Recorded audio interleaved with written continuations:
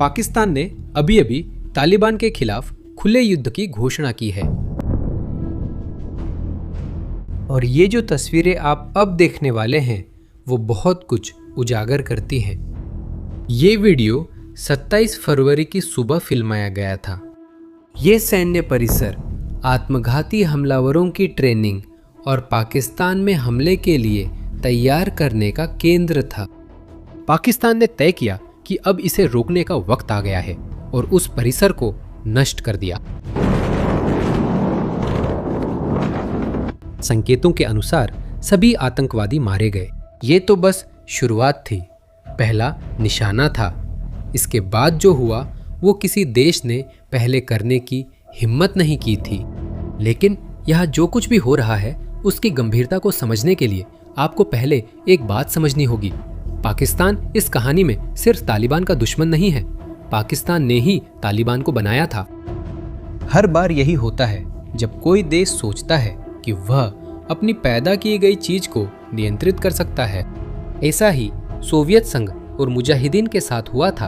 अब फिर वही हो रहा है और वही नतीजा आ रहा है। सबसे बड़ा सवाल सिर्फ ये नहीं है कि ये जंग कौन जीतेगा, सवाल ये है कि देश इस गलती से कभी क्यों नहीं सीखते। लेकिन कुछ लोग हैं जो सीखते हैं और देर होने से पहले समझदारी से फैसले लेते हैं। आइए अतीत में चलते हैं। 1990 का दशक। अफगानिस्तान सालों तक सोवियत संघ के खिलाफ युद्ध के बाद तबाह हो चुका था। देश कई सशस्त्र गुटों में बटा था जो सत्ता के लिए लड़ रहे थे। पूरी तरह अराजकता थी जिसमें पाकिस्तान ने मौका देखा। विचार सरल पर साहसी था। अफगानिस्तान की सत्ता में एक सहयोगी, आज्ञाकारी और सुरक्षा प्रदान करने वाला समूह लाना। एक पड़ोसी जो पाकिस्तान के खिलाफ नहीं जाएगा। एक क्षेत्र जो भारत से युद्ध में पीछे हटकर पुनः संगठित होने के लिए उपयोगी हो। इस योजना का पाकिस्तानी सरकार के भीतर एक आधिकारिक नाम भी था, स्ट्रेटेजिक डेप्थ की डॉक्ट्रिन। एक जटिल नाम है लेकिन विचार सीधा है। अफगानिस्तान को एक सहयोगी देश के रूप में इस्तेमाल करना जो पीछे से पाकिस्तान की रक्षा करे। इस योजना के लिए तालिबान को चुना गया था। पाकिस्तान की मुख्य खुफिया एजेंसी ISI ने 1994 से ही तालिबान को प्रशिक्षण, हथियार और फंडिंग दी। इस संघर्ष पर शोध शुरू करते हुए मुझे दो पुराने दुश्मन मिलने की उम्मीद थी।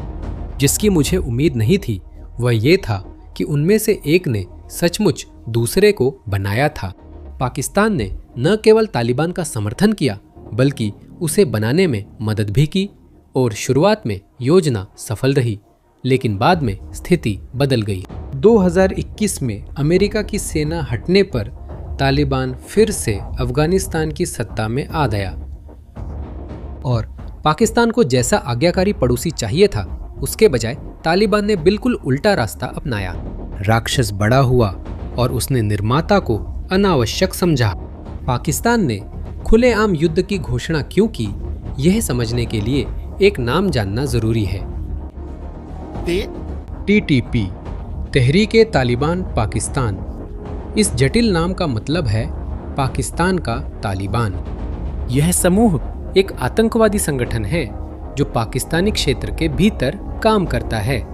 वे अफगान तालिबान जैसी ही मान्यताएं साझा करते हैं, वही रीति रिवाज, वही उत्पत्ति और वही उद्देश्य, पाकिस्तान सरकार को गिराना और उसकी जगह एक कट्टरपंथी शासन स्थापित करना। TTP के पास 30 से 35 हजार सक्रिय सदस्य है।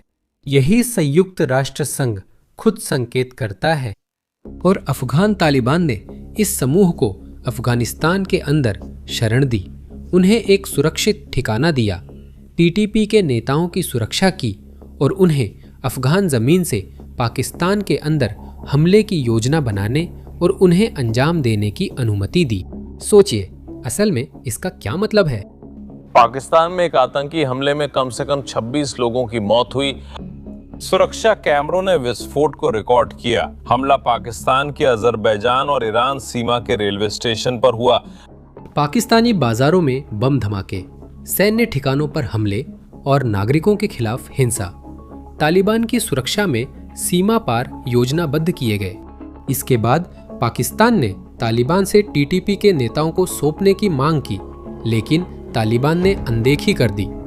पाकिस्तान ने धमकी दी और तालिबान ने फिर भी अनदेखी जारी रखी। समझौते की कोशिशें हुई। अक्टूबर 2025 में एक युद्ध विराम हुआ, जिसकी मध्यस्थता तुर्की, कतर और सऊदी अरब ने की थी। दूसरे देशों ने दोनों पक्षों के बीच सुलह कराने की कोशिश की, लेकिन समझौता नहीं टिक सका। हिंसा जारी रही, पाकिस्तान के अंदर टीटीपी के हमले जारी रहे और फिर सब्र का बांध टूट गया। पाकिस्तान ने अफगानिस्तान में तालिबान सरकार के खिलाफ खुली जंग का ऐलान किया और राजधानी काबुल पर हमला किया। पाकिस्तान ने कहा सब्र खत्म हो गया। 22 फरवरी 2026 पाकिस्तान ने अफगान क्षेत्र में कथित उग्रवादी ठिकानों पर हवाई हमला किया। कारण साफ था, ये टीटीपी के ठिकाने थे जिन्हें तालिबान बंद करने से मना कर रहा था। तालिबान ने इसे ऐलान मानकर 4 दिन बाद जवाब दिया। 26 फरवरी की रात स्थानीय समयानुसार 8 बजे तालिबान ने सीमा पर स्थित पाकिस्तानी सैन्य ठिकानों पर सिलसिलेवार समन्वित हमले शुरू कर दिए। अल्लाहु अकबर। वला मुजाहिद वला वला वला वला वला। कुनार, खोस्त, नंगरहार, नूरिस्तान, पख्तिया और पख्तिका प्रांतों में जहां पाकिस्तान के सैन्य अड्डे हैं। जरा सोचिए, उन अड्डों पर पाकिस्तानी सैनिक एक आम रात बिता रहे हैं और अचानक एक ही समय पर सैकड़ों किलोमीटर लंबी सीमा के अलग अलग हिस्सों में गोलाबारी शुरू हो जाती है। गोलियों की बौछार, धमाके साथ साथ। तालिबान ने कई जगहों पर एक साथ हमला किया। पाकिस्तान को इतने बड़े पैमाने पर हमले की उम्मीद नहीं थी और वह भड़क उठा। पाकिस्तानी सरकार के प्रवक्ता ने कहा कि तालिबान ने गलत आकलन कर कई जगह बिना उकसावे के गोलीबारी की। जवाब कुछ घंटे बाद आया। 27 फरवरी की सुबह पाकिस्तान ने उस ऑपरेशन की शुरुआत की जिसने इस संघर्ष को नाम दिया ऑपरेशन राइटियस फ्यूरी। सीमा से सटे प्रांतों में बम गिरे, सैन्य ठिकानों को नष्ट कर दिया गया। फिर पाकिस्तान ने कुछ ऐसा किया जो पहले कभी नहीं किया था। उन्होंने काबुल, अफगानिस्तान की राजधानी पर हमला किया और यहीं से कहानी बढ़ती है। आखिरकार उन्होंने राजधानी पर हमला क्यों किया? काबुल में ऐसा क्या था जो संघर्ष को इस स्तर तक ले जाने का कारण बना? इसका जवाब एक ऐसे नाम में है जिसे क्षेत्र के बाहर कम लोग जानते हैं। हिब्तुल्लाह अखुंज़ादा। वह तालिबान के सर्वोच्च नेता और अफगानिस्तान के सबसे शक्तिशाली व्यक्ति हैं जो सब कुछ नियंत्रित करते हैं, मगर शायद ही कभी सार्वजनिक रूप से सामने आते हैं। जिन वर्षों में तालिबान सत्ता से बाहर था, वह गुमनामी में रहते थे। 2021 के बाद भी वह छाया में ही रहे, एक रहस्यमय, सुरक्षित और लगभग अदृश्य शख्सियत। कंधार वह शहर है जहां वह रहते हैं और शासन करते हैं, तालिबान की आध्यात्मिक राजधानी। वह जगह जहां अखुंज़ादा का निवास है, काबुल की चकाचौंध से दूर। पाकिस्तान ने सिर्फ काबुल को ही निशाना नहीं बनाया, बल्कि कंधार को भी निशाना बनाया, सीधे उस शहर को जहां सर्वोच्च नेता रहते हैं, एक बहुत खास मकसद के साथ, अखुंज़ादा को ढूंढना और खत्म करना। ये कोई अटकल नहीं है। न्यूयॉर्क टाइम्स, CNN और फॉरेन पॉलिसी ने पुष्टि की है कि कंधार पर हुए हमलों का निशाना अखुंज़ादा के निवास से 1 किलोमीटर से भी कम दूरी पर स्थित ठिकाने थे। पाकिस्तान उस आदमी के पीछे पड़ा था। एक देश ने दूसरे देश के नेता की हत्या की कोशिश की। यही वो चीज है जो इस संघर्ष को बाकी सभी चीजों से अलग बनाती है। ये वो काम है जो किसी और देश ने करने की हिम्मत नहीं की। और बड़ा सवाल जिसका जवाब अभी कोई नहीं दे सकता, वो है क्या ये सफल हुआ? तालिबान ने न अपने नेता की मौत की पुष्टि की है, न इनकार, और शायद ऐसा होने पर भी वे पुष्टि नहीं करते। सर्वोच्च नेता की मौत स्वीकारना समूह के मनोबल के लिए बड़ा झटका होगा। अभी तक अखुंज़ादा की मौत की पुष्टि नहीं हुई, लेकिन पाकिस्तान भी पीछे नहीं हटा। देश के रक्षा मंत्री ख्वाजा मोहम्मद आसिफ ने जो हो रहा है उसे बयान करने के लिए एक खास शब्द का इस्तेमाल किया। उन्होंने कहा कि तालिबान के साथ पाकिस्तान का सब्र अब खत्म हो चुका है और देश खुली जंग में है। पाकिस्तानी सरकार इससे भी आगे बढ़ गई। उसने ऐलान किया कि अब तालिबान शासन से कोई और बातचीत स्वीकार नहीं की जाएगी। न बातचीत न समझौता, बस जंग। काबुल एयरपोर्ट के बाद पाकिस्तान ने कंधार एयरपोर्ट पर भी बमबारी की।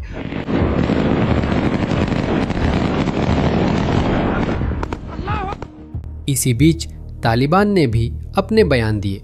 समूह के प्रवक्ता ज़बीउल्लाह मुजाहिद ने एक संदेश जारी किया जिसमें कहा गया कि तालिबान ने पाकिस्तानी हमलों का जवाब हेलमंद और कंधार में ठिकानों पर हमले करके दिया है। संदेश प्रकाशित होने के तुरंत बाद हटा दिया गया था। हटाने का कारण क्या था, कोई निश्चित रूप से नहीं जानता, जिससे दोनों तरफ असल में क्या हो रहा है इसे लेकर अटकलें और बढ़ गई हैं। और हताहतों की बात करें तो जो आंकड़े सामने आ रहे हैं वे पूरी तरह से विपरीत हैं। वे इतने अलग हैं कि दुनिया के लगभग सभी मीडिया संस्थान अपनी रिपोर्टों में एक नोट जोड़ रहे हैं जिसमें कहा गया है, इन आंकड़ों की स्वतंत्र रूप से पुष्टि नहीं की जा सकी है। यह तय है कि कई लोग मारे गए हैं और लड़ाई जारी है। इस युद्ध में एक ऐसा पहलू है जिसने सैन्य विशेषज्ञों समेत सभी को चौंका दिया है। पाकिस्तान ने कहा कि तालिबान के ड्रोन ने उसकी सीमा में 3 जगह हमला किया। और जानते हैं ये इतना चौंकाने वाला क्यों है? क्योंकि तालिबान ने इससे पहले कभी युद्ध में ड्रोन का इस्तेमाल नहीं किया था। यह समूह सिर्फ साधारण ड्रोन के इस्तेमाल के लिए जाना जाता था जो दुकान से खरीदे जा सकते हैं। इनमें कोई असली सैन्य क्षमता नहीं थी, लेकिन ये ड्रोन अलग थे। इनमें हमला करने की क्षमता थी।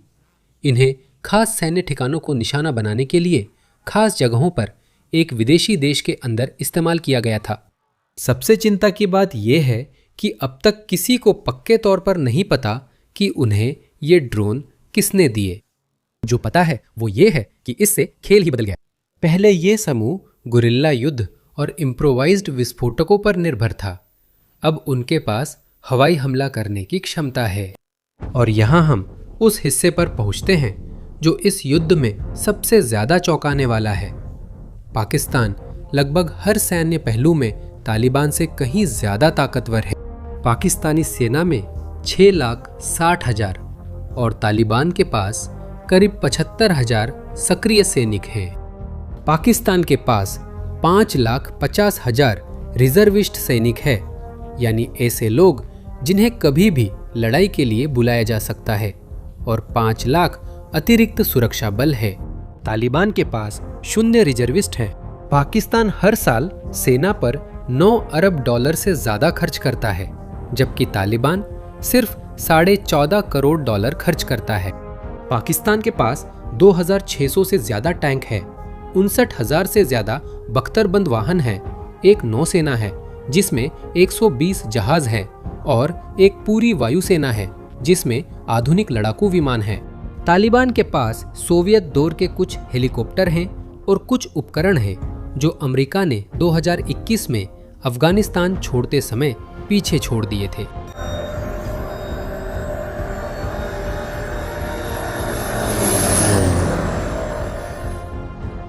और पाकिस्तान के पास 170 परमाणु हथियार हैं।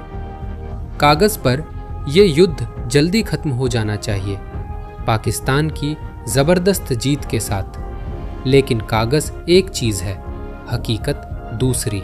तो यह युद्ध क्यों नहीं जीता गया? एक बहुत स्पष्ट कारण है कि संयुक्त राज्य अमेरिका, जिसकी सैन्य शक्ति दुनिया में सबसे बड़ी है, 20 साल अफगानिस्तान में रहा और बिना जीते ही बाहर निकल गया।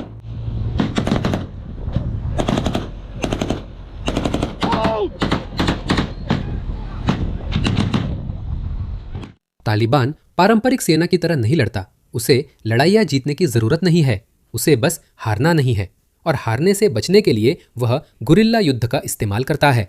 अचानक हमले, घात लगाकर हमले। वह आम जनता में छिप जाता है, फिर कहीं और दिखता है दुश्मन को धीरे धीरे सालों तक कमजोर करता है जब तक वह हार ना मान ले। ठीक यही तालिबान ने अमेरिकियों के साथ किया और पाकिस्तान को ये अच्छी तरह पता है। लेकिन इससे पहले कि मैं बताऊं तालिबान को यह तकनीक किसने सिखाई, एक सेकंड सोचो।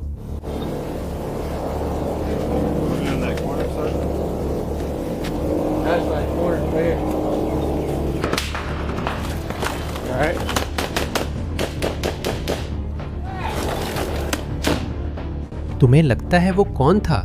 जब मैंने जवाब देखा तो यकीन करने के लिए मुझे 2 बार देखना पड़ा। वो पाकिस्तान था। 1980 के दशक में सोवियत संघ के खिलाफ युद्ध के दौरान पाकिस्तान ने अफगान लड़ाकों को प्रशिक्षण दिया जो बाद में तालिबान बने। ठीक इसी गुरिल्ला युद्ध कला में जैसे हमला करना और गायब हो जाना, बड़ी सेना को थकाना और बिना कोई लड़ाई जीते दशकों तक युद्ध को जारी रखना, पाकिस्तान ने तालिबान को जो तरीका सिखाया वही अब तालिबान पाकिस्तान पर आजमा रहा है। इस बात पर अच्छे से सोचिए कि इसका क्या मतलब है। इसके अलावा टीटीपी है, वे 30 से 35 हजार लड़ाके जो पहले से ही पाकिस्तान के अंदर है। अगर पूरी तरह से युद्ध छिड़ता है तो उन्हें एक आंतरिक सेना के रूप में सक्रिय कर दिया जाएगा। विस्फोट, सैन्य ठिकानों पर हमले, अधिकारियों की हत्याएं, ये सब पाकिस्तान की अपनी ही जमीन पर होगा, जबकि सेना सीमा के दूसरी तरफ तालिबान से लड़ने की कोशिश कर रही होगी। यह 1-2 मोर्चों पर लड़ी जाने वाली जंग है, एक साथ, अंदर से भी और बाहर से भी। एक और समस्या है जिस पर कोई बात नहीं कर रहा, जो पाकिस्तान के लिए तालिबान के बम या ड्रोन से भी ज्यादा खतरनाक हो सकती है। सच ये है कि देश कंगाल हो चुका है और ये कोई मुहावरा नहीं है।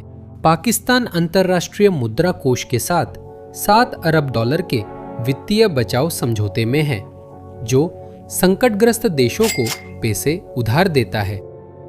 अर्थव्यवस्था चरमरा गई है, महंगाई बहुत ज्यादा है और देश कर्ज पर निर्भर है ताकि दिवालिया ना हो।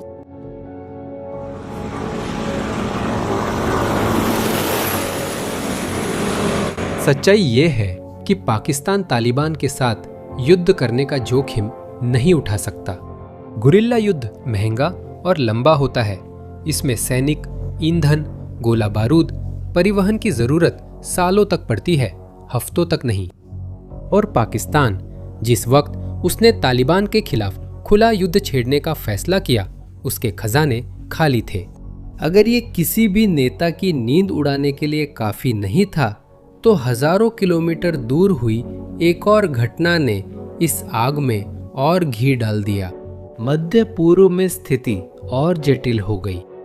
हाँ, मैं ईरान के सर्वोच्च नेता अली खामेनेई की मौत की बात कर रहा हूँ। जैसे ही उन्हें पता चला कि उनकी मौत हो गई है, ईरान ने पूरे क्षेत्र में बड़े पैमाने पर हमलों के साथ जवाब दिया। और जानते हैं ये पाकिस्तान के लिए क्यों मायने रखता है? क्योंकि पाकिस्तान तेल आयात करता है और ईरान उसी रास्ते में है जहां से ये तेल गुजरता है।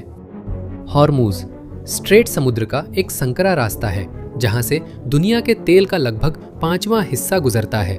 तनाव के बाद यह इलाका खतरे में आ गया। अगर तेल महंगा या सप्लाई बंद हुई तो पाकिस्तान को इसका असर जेब, ईंधन, परिवहन और खाने पीने समेत हर चीज में दिखेगा। सोचिए, एक पाकिस्तानी परिवार का मुखिया जो पहले ही महीने के खर्चे पूरे करने में जूझ रहा था, अचानक पेट्रोल के दाम दुगने हो जाते हैं, रोटी महंगी और बस का किराया बढ़ जाता है। सरकार समस्या सुलझाने के बजाय अरबों रुपए जंग में खर्च कर रही है। ऐसे हालात सरकारों को गिरा देते हैं और लोगों को सड़कों पर लाते हैं। एक महंगी आंतरिक जंग, ऊपर से बाहरी ऊर्जा संकट, ये ऐसी मिलीजुली स्थिति है जिसे बहुत कम देश झेल सकते हैं। पाकिस्तान के लिए इस हालत में ये घातक साबित हो सकता है। चीन, संयुक्त राष्ट्र और यूनाइटेड किंगडम ने दोनों पक्षों से हमले रोककर फिर से बातचीत शुरू करने की अपील की है।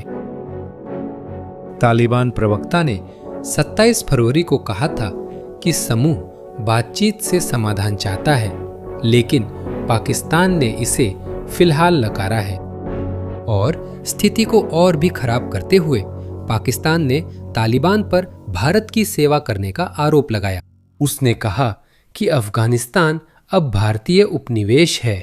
तालिबान ने अपने पुराने पाकिस्तानी सहयोगियों को छोड़कर क्षेत्र में पाकिस्तान के सबसे बड़े प्रतिद्वंदी की बात मानी है। अगर यह आरोप मजबूत होता है और भारत किसी तरह इस संघर्ष में घसीटा जाता है तो जो आज दो देशों के बीच युद्ध है वह कुछ बहुत बड़ा बन सकता है। और मेरी समझ में पाकिस्तान के पास कोई विकल्प नहीं था। अभी पीछे हटना, टीटीपी को देश के अंदर स्वतंत्र रूप से काम करने देना, यह स्वीकार करना कि तालिबान सीमा पर अनिश्चित काल तक आतंकवादी सेना को पनाह दे सकता है, यह शांति नहीं है। ये एक धीमी मौत की सजा है जो बाजारों में बम धमाकों, स्कूलों में हमलों और एक देश के अंदर से साल दर साल बिखरने के रूप में आएगी। अब चलिए कहानी की शुरुआत पर लौटते हैं। पाकिस्तान ने तालिबान को बनाया, उसे प्रशिक्षण दिया, वित्त पोषित किया, हथियार दिए और भविष्य के लिए उसे आदर्श सहयोगी के रूप में चुना। 30 साल बाद वही तालिबान पाकिस्तानी सैन्य ठिकानों पर गोलियां बरसा रहा है। जिसे बनाया था वही अपने बनाने वाले के खिलाफ हो गया। अब मैं आपकी राय जानना चाहता हूँ, क्या आपको लगता है कि पाकिस्तान यह युद्ध जीत पाएगा? अपनी राय टिप्पणियों में बताएं। अगर इस वीडियो से आपको यह समझने में मदद मिली है कि क्या चल रहा है तो इसे किसी ऐसे व्यक्ति के साथ साझा करें जिसे आपके हिसाब से ये जानना चाहिए और चैनल को सब्सक्राइब करें, क्योंकि यह कहानी खत्म होने से अभी बहुत दूर है। अगले वीडियो में मिलते हैं।